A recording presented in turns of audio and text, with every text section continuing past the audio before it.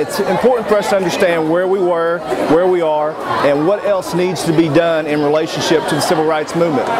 Black History Month obviously celebrates different individuals, Dr. Martin Luther King Jr., and different movements, the Civil Rights Movement.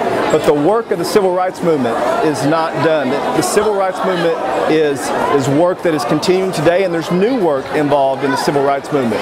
The Civil Rights Movement helped us accomplish so many significant tasks for equality, equalization, and opportunities in the United States of America for African Americans. Without those opportunities, without the work of those individuals, without the tension needing to be felt throughout the United States during that time and asking difficult questions and making hard decisions, the United States of America would not be where it is today, and African Americans would not have the opportunities they have today.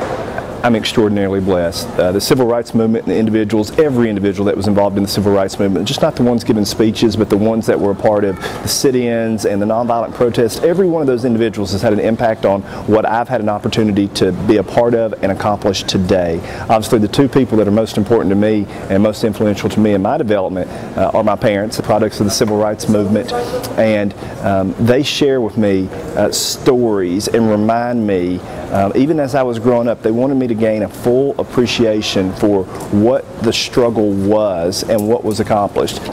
Just a general rule of thumb for anybody involved in education seeking to recognize Black History Month or seeking to acknowledge individuals from the Civil Rights Movement, it's really as simple as just reaching out to them and have them come in and share their story, share the stories of the Civil Rights Movement. That's something that we don't want to get lost over time or to get lost in translation.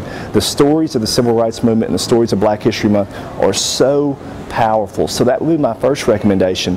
And then the second recommendation is just to gain a full appreciation by acknowledging it in conversations that you have with students, parents, teachers, community advocates. Let them know that Black History Month, the Civil Rights Movement, the individuals of the Civil Rights Movement, and more importantly the accomplishments of the Civil Rights Movement is still very apparent today, but there's still more work to be done. I think by making a commitment to continuing to do more work and develop more work, I think that's a sign of respect to those who started the initial work during the Civil Rights Movement.